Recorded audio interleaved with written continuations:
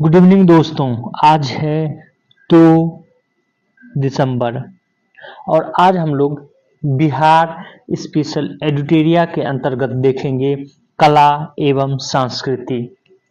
कला एवं संस्कृति को इतिहास से अलग रखा गया है। अब ज़्यादातर बुक इसको अलग ही रखता है, तो इसको अलग संदर्भ में देखेंगे और जो इम्पोर्टेंट तथ्य है उसको हम नोटिफाई कर देंगे और साथ ही साथ ये भी बता दें आपको कि कला एवं संस्कृति से भी प्रश्न बीपीएससी और बिहार के अन्य एग्जामों में एक दो प्रश्न रहता ही रहता है। तो आप लोग इस चैप्टर को अच्छे से कीजिए और साथ ही साथ हो सके तो उससे संबंधित अन्य बुक का सहयोग भी ले सकते हैं एडिटोरिया के अलावा कला एवं संस्कृति से। खास करके एसएससी का अगर आप प्रश्न देखते होंगे तो कला एवं संस्कृति से, आर्ट एवं कल्चर से ज़्यादा प्रश्न पूछा जाता है, तो इसलिए बिहार के संदर्भ में भी पूछा जा सकता है। तो इस चैप्टर को आप लोग सही से पढ़ेंगे। चलिए अब स्टार्ट करते हैं। किसी भी क्षेत्र के सांस्कृतिक जीवन की पहचान में बौद्धिक विरासत के साथ साथ कला, पर्व, त्योहार, मेले, उत्सव और तथा लोगों के रहन सहन का भी महत्वपूर्ण स्थान होता है। कलात्मक दृष्टि से बिहार का इतिहास बहुत ही बहुआयामी तथा समृद्ध रहा है। बिहार के कला के इतिहास में स्थापत्य, मूर्तिकला, चित्रकला का एक अद्भुत सम्मिश्रण रहा है। आधुनिक काल में यह परंपरा संगीत और नृत्य, पर्व, त्योहार आदि के रूप में अधिक विकसित हुआ। अगर हम कला की बात करें तो इसके अंतर्गत हम लोग स्थापत्य कला, चित्रकला, संगीत कला, नृत्य एवं लोकनाट्य कला, पर्व, त्योहार और मेले इसको पढ़ते हैं और इन तथ्यों को रखा जाता है कला के संदर्भ में। अगर आपको बीपीएससी मेन में कला से संबंधित प्रश्न पूछ लिया जाता है तो आप इन सब तथ्यों को, इन सब पॉइंट्स को उजागर करेंगे, तभी आपका आंसर राइटिंग अच्छा होगा, आंसर अच्छा जो है होगा। तो ये मेन के संदर्भ में भी ये टॉपिक इम्पॉर्टेंट हो जाता है। अब हम लोग स्थापत्य एक एक कला को देखेंगे और पहला कला है स्थापत्य कला। और स्थापत्य कला को मौर्यकालीन कला, पालकालीन कला और उसके बाद जो है देखेंगे यूरोपियन आगमन का कला, मध्यकालीन कला, इस तरह बांटा गया है। तो मौर्यकालीन, पाल कालीन, उसके बाद मध्यकालीन और यूरोपीय का आगमन जब हुआ तो इस तरह बांटा गया है और हम लोग इसी तरह पढ़ेंगे भी।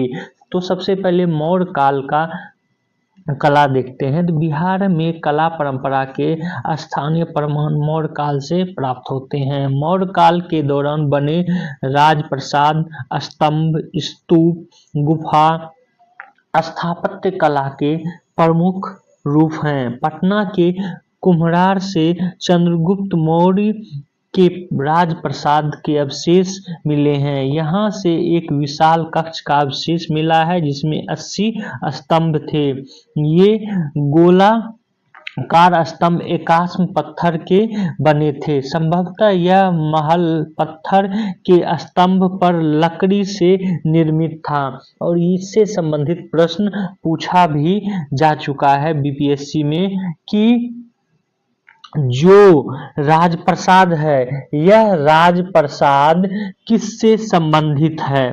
तो लकड़ी से निर्मित था राजप्रासाद चंद्रगुप्त मौर्य का, ये पूछा जा चुका है। आगे देखते हैं। अशोक ने धर्म प्रचार के लिए एकास्म पत्थर के स्तंभ का निर्माण करवाया था। इन स्तंभों के शीर्ष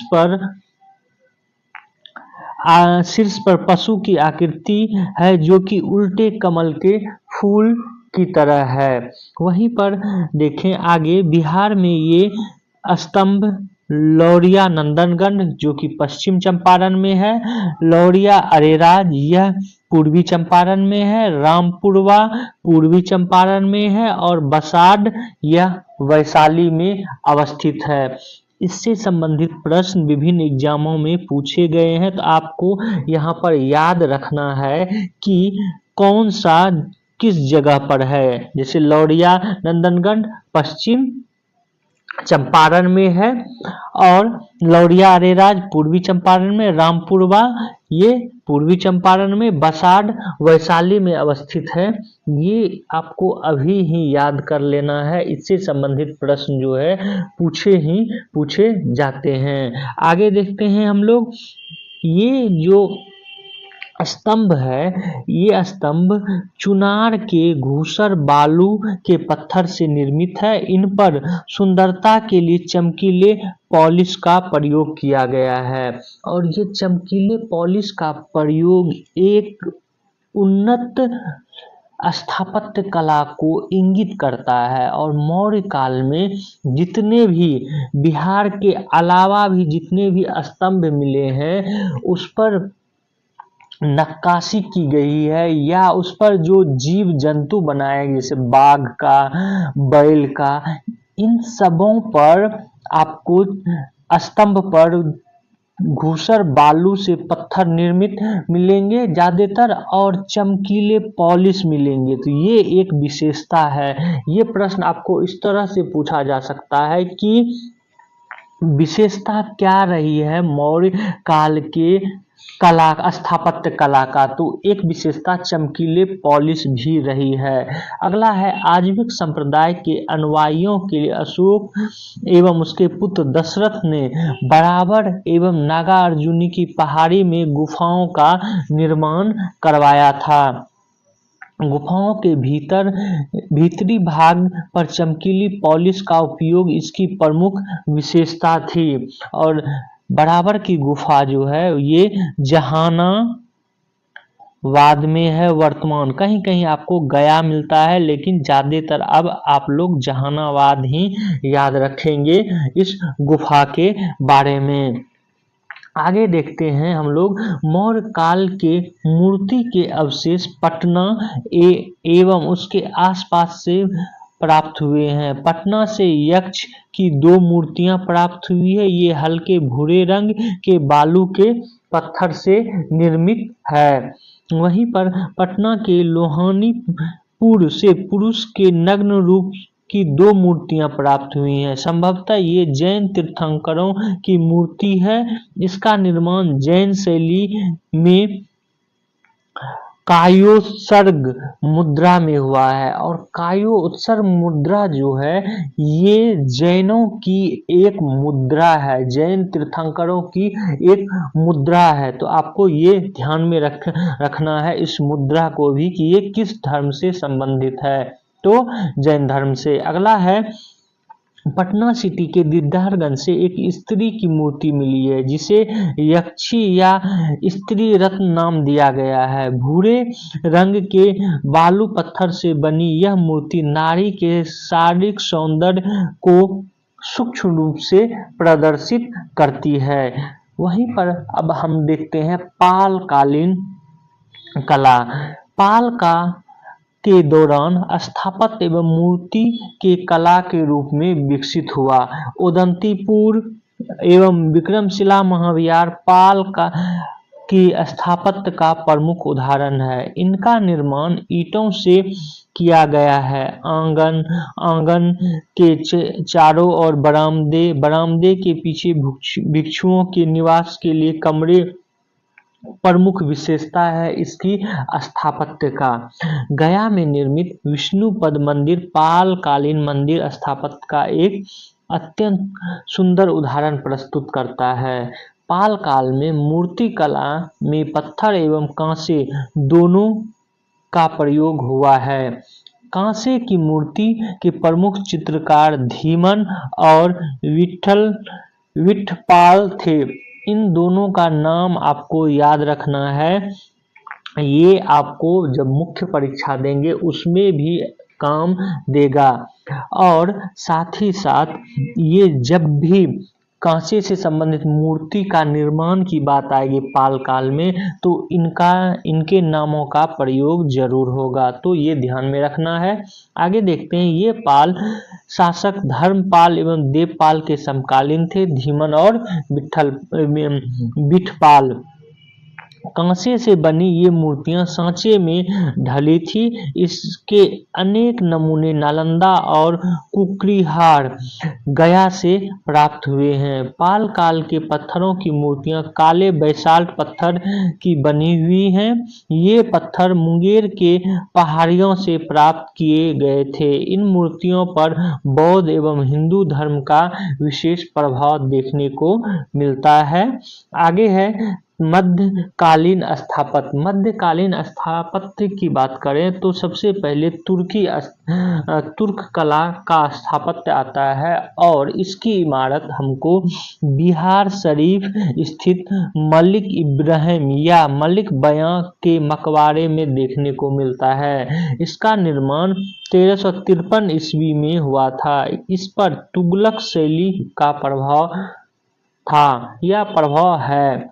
अफगान शैली का सर्वश्रेष्ठ नमूना शेरशाह का मकबरा है। इसका निर्माण सासाराम में 1545 ईस्वी के मध्य हुआ था। झीलों के मध्य अष्टकोणीय आकार का यह मकबरा एक चबूतरे पर बना है जिसके चारों तरफ सीढ़ियां हैं। ये इस अफगान शैली के मकबरे की विशेषता है। दैट मीन्स शेरशाह के मकबरे की ये विशेषता है। इसकी छत एक वृहत गुम्बद है। इसके अतिरिक्त सासाराम में हसन खां एवं इस्लाम शाह का भी मकबरा है। मुगल शैली की इमारत का बिहार में सबसे सुंदर उदाहरण 1617 ईस्वी में शाह दौलत का मनेर स्थित मकबरा है। इसे जहांगीर के शासनकाल में बनाया गया था। जहांगीर के शासनकाल में बनाया गया था और ये मुख्य रूप से जहांगीर के प्रांतपति इब्राहिम खां काकर ने बनवाया था। इसका निर्माण लाल बलुआ पत्थर से हुआ है और सुंदर जालियां, ऊंचा चबूतरा और भव्य गुम्बद इसके प्रमुख आकर्षण का केंद्र रहा है। वहीं पर हम लोग बात करें यूरोपीय स्थापत्य की, तो यूरोपीय स्थापत्य में गोथिक शैली में पटना समाहरणालय, पटना कॉलेज भवन, बांकीपुर चर्च एवं पटना सिटी स्थित पादरी की हवेली प्रमुख उदाहरण है गोथिक शैली का। इस पर हॉलैंड शैली का प्रभाव भी देखने को मिलता है।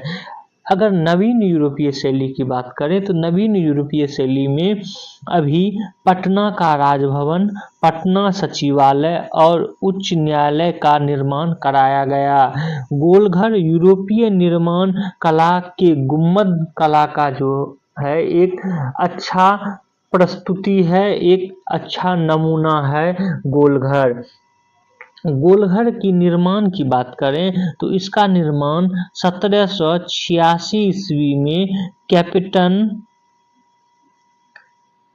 कैप्टन जॉन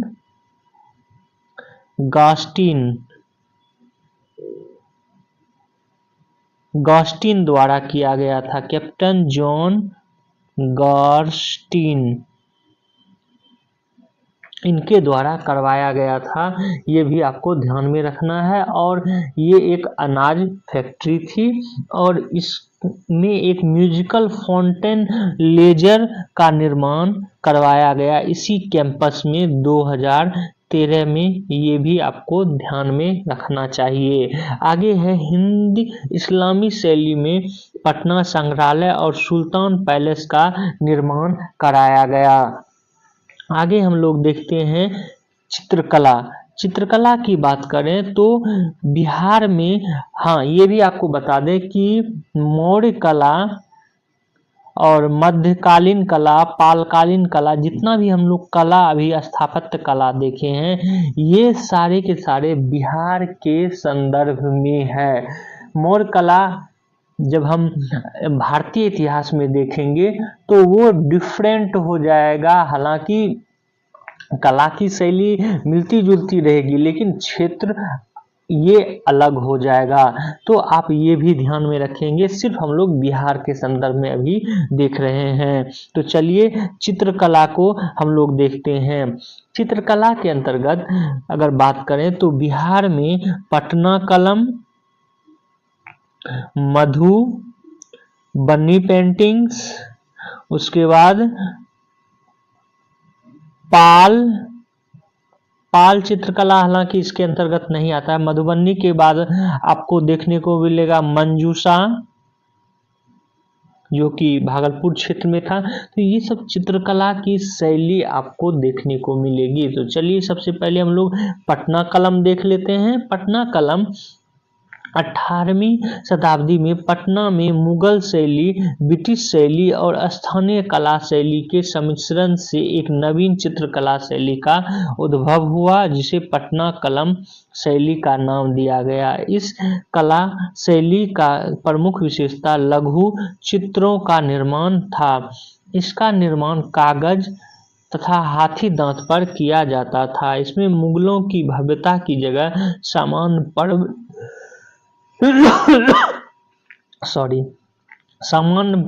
पर्व, त्योहार, उत्सव, जीव जंतु और सामान्य जीवन के चित्र को प्रधानता दी गई थी पटना कलम में। और पटना कलम की बात करें तो इनमें जितने भी पशु पक्षी बनाए गए हैं, उन पशु पक्षियों पर प्राकृतिक रूप से रंग को उकेरा गया है। दैट मीन्स जितने भी आप इसमें चित्र देखेंगे, उसमें जो कलाकार है वो प्राकृतिक रूप से उस कला के लिए रंग को निर्मित किया है। ये भी आप लोग ध्यान में रखेंगे। आगे चलते हैं, मधुबनी चित्रकला की बात करते हैं। तो ये मिथिला क्षेत्र की महिलाओं द्वारा इस कला को प्रचलित किया गया। इसके प्रमुख रूप भित्ति चित्र और अरिपन है।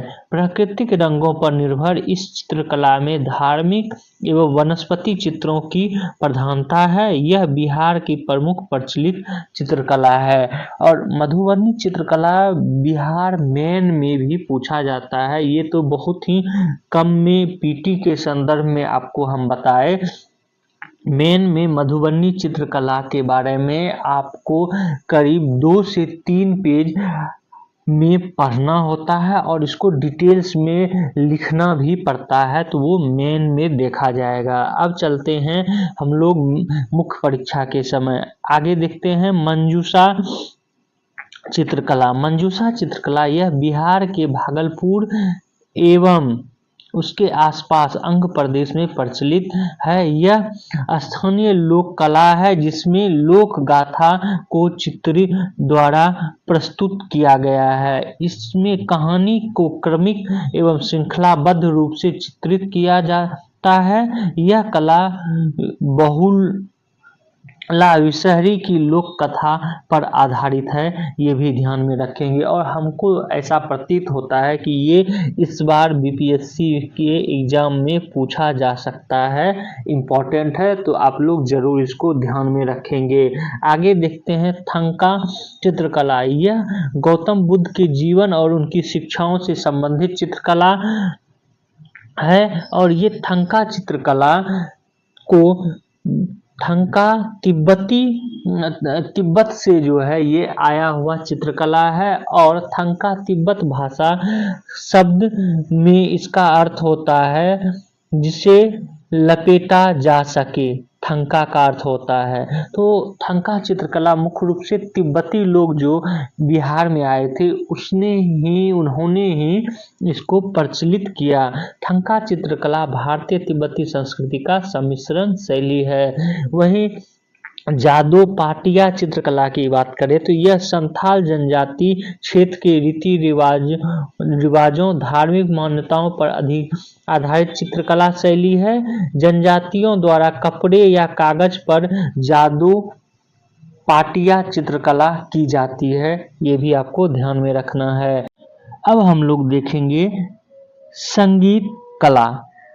संगीत कला की बात करें तो बिहार में उत्सव, त्योहार और शुभ अवसरों पर स्थानीय संगीत का प्रचलन रहा है और इसी के अंतर्गत विभिन्न प्रकार के संगीत विभिन्न माह में गाया और बजाया जाता है।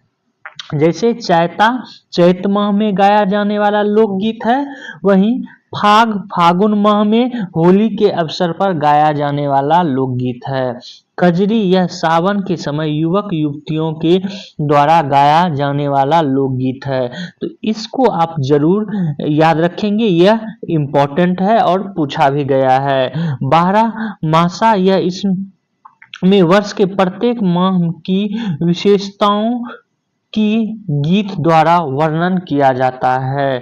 जंत सारी यह महिलाओं द्वारा चक्की अथवा जाता का उपयोग करते हुए गाया जाने वाला लोकगीत है। और अगले गीत की बात करें, नचारी यह भगवान शिव की स्तुति में गाया जाता है। यह प्रख्यात कवि विद्यापति के गीतों का संकलन है। नचारी ये भी इम्पोर्टेंट है, आप लोग ध्यान में रखेंगे। सोहर गीत शिशुओं के जन्म पर महिलाओं द्वारा गाया जाता है। और सुमंगली या लगनी गीत विवाह के अवसर पर। बटोहिया गीत यह देशभक्ति से भरा गीत है और यह गीत श्री रघुवर नारायण की रचना है, ये भी आपको ध्यान में रखना है। वहीं फिरंगिया यह गीत यह देशभक्ति से भरा गीत है। इसका प्रचलन स्वतंत्रता आंदोलन के समय बहुत किया गया था, ये भी ध्यान में रखेंगे। आगे देखते हैं हम लोग लोक नृत्य एवं लोक नाट्य। लोक नृत्य के और लोक नाट्य के अंतर्गत जोगीरा नृत्य है। यह नृत्य होली के अवसर पर गाया जाता है विभिन्न टोलियों में। लौंडा नृत्य विभिन्न शुभ अवसरों और त्योहारों पर पुरुष द्वारा स्त्री का रूप धारण करके यह नृत्य किया जाता है। यह नृत्य बिहार के आरा और बक्सर इन क्षेत्रों में ज्यादातर प्रचलन में है। वहीं करिया झूमर नृत्य की बात करें तो यह मिथिला क्षेत्र में प्रचलित स्थानीय नृत्य है। इसमें लड़कियां समूह में गाती और नृत्य करती हैं। झिंझिया नृत्य यह नृत्य ग्रामीण लड़कियों और महिलाओं द्वारा किया जाता है। इसमें मुख्य रूप से लड़की अपने सर पर छिद्र वाला घड़ा रखती है और उसके अंदर दीप जलाकर नृत्य करती है। और आपको ये भी इम्पोर्टेंट तथ्य बता दें, लोक नृत्य और लोक नाट्य ये इससे संबंधित प्रश्न बिहार एसएससी में ज्यादा, बिहार एसएससी हो गया, आपको सचिवालय सहायक हो गया, उसमें ज्यादा पूछा जाता है बशर्ते कि आपको बीपीएससी में, जबकि बीपीएससी में आप जाएंगे तो स्थापत्य कला से संबंधित ज्यादा प्रश्न पूछा जाता है। अगला है सामा चकेवा नृत्य। सामा चकेवा कार्तिक माह में लड़कियों एवं महिलाओं द्वारा नाट्य के रूप में किया जाता है। यह भाई बहन से संबंधित नाट्य है। डोम कच यह विवाह के अवसर पर बारात के चले जाने के बाद घरों की महिलाओं द्वारा किया जाता है। जट जाटिन, इसमें नाट्य द्वारा जट जाटिन के वैवाहिक जीवन का प्रदर्शन किया जाता है। और विदेशिया पुरुष और तथा पुरुष द्वारा महिला रूप धारण कर नाट्य प्रस्तुत किया जाता है। आगे हम लोग देखते हैं पर्व एवं त्योहार। पर्व एवं त्योहार के अंतर्गत बसंत पंचमी में बिहार में माघ शुक्ल पंचमी के बसंत पंचमी में मनाया जाता है। यह छात्रों द्वारा सरस्वती पूजा के रूप में मनाया जाता है बसंत पंचमी।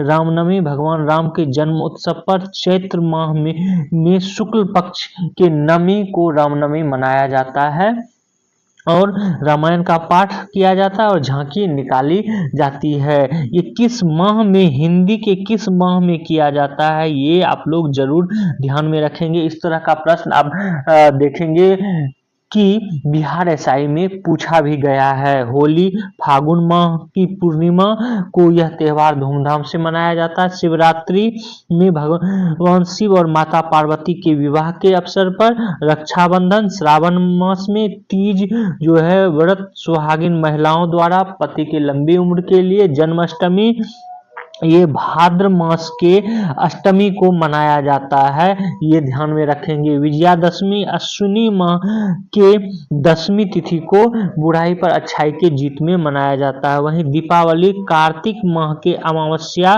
को यह त्योहार मनाया जाता है और भगवान राम द्वारा रावण का वध कर अयोध्या लौटने के उपलक्ष्य में यह मनाया जाता है।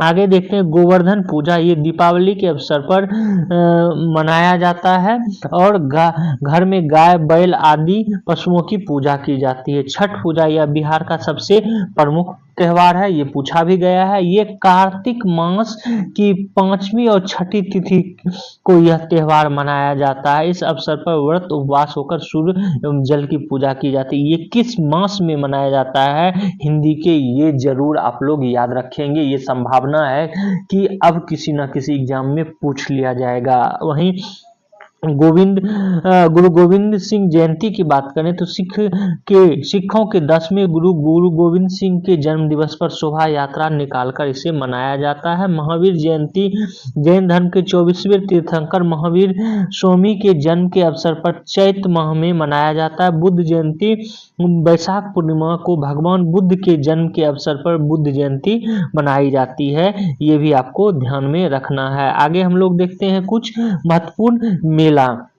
हरिहर क्षेत्र मेला यह एशिया का सबसे बड़ा पशु मेला है जो कि सोनपुर में गंडक नदी के किनारे आयोजित होता है और स्थानीय स्तर पर यह सोनपुर मेला के नाम से प्रसिद्ध है। वहीं कार्तिक पूर्णिमा मेला यह कार्तिक पूर्णिमा के दिन सोनपुर में गंगा स्नान के रूप में लगता है। यह मेला वैशाली का मेला महावीर स्वामी के जन्मदिन पर चैत्र मास में यह मेला लगता है। जानकी मेला यह सीतामढ़ी में सीता माता की जन्मस्थली में चैत्र माह में यह मेला लगता है। वहीं सौराठ मेला की बात करें तो ये मिथिलांचल मधुबनी में शादी विवाह को सुगम बनाने के लिए यह मेले का आयोजन किया जाता है। यह मेला प्रतिवर्ष जेठ या आषाढ़ माह में लगता है और पिता अपनी पुत्री के लिए योग वर्ग चुनते हैं। पितृपक्ष मेला की बात करें तो ये प्रत्येक वर्ष सितंबर अक्टूबर माह में इसका आयोजन होता है। इस मेले में हिंदू धर्म के लोग अपने पूर्वजों के मोक्ष के लिए फाल्गु नदी के तट पर पिंडदान करते हैं। मंदार मेला की बात करें तो ये बांका जिले में मंदार पहाड़ी पर प्रत्येक वर्ष मकर संक्रांति के अवसर पर मंदार मेला का आयोजन किया जाता है। मलेमास मेला यह राजगीर में मलमास माह में लाखों भक्तों को गर्म पानी के झरने में स्नान करने एवं पूजा करने के लिए इस मेले का आयोजन होता है और लोग यहाँ पर आते हैं। वहीं पर कुछ विभूतियों का उपनाम हम लोग यहाँ पर देख लेते हैं। कुंवर सिंह इनको बाबू कहा जाता था। राजेंद्र प्रसाद इनको देशरत्न और अजात शत्रु के उपनाम से जाना जाता है। जयप्रकाश नारायण को लोकनायक के नाम से, श्री कृष्ण सिंह को बिहार केसरी, कर्पूरी ठाकुर को जननायक ये पूछा जा सकता है। अनुग्रह नारायण सिंह बिहार विभूति, वैद्यनाथ मिश्र नागार्जुन, जगजीवन राम बाबूजी, रामधारी सिंह दिनकर राष्ट्र कवि के नाम से जाने जाते हैं। तो ये था आज का जो है कला एवं संस्कृति से। कल हम लोग जो वीडियो बना रहे हैं वो आपको प्रमुख व्यक्तियां रहेगा, प्रमुख व्यक्तियों जितने भी बिहार से संबंधित व्यक्ति हैं उनसे संबंधित प्रमुख व्यक्तित्व रहेगा और संभावना है कि कल आपका एडिटोरिया बिहार स्पेशल समाप्त हो जाए। तो आप लोग जो है लास्ट में ये करेंगे कि इस वीडियो को सब्सक्राइब कर लेंगे, अगर सब्सक्राइब नहीं किए हुए हैं तो, और शेयर कर लेंगे जिससे कि आपके दोस्तों को भी फायदा हो जाए। Thank you for watching this video.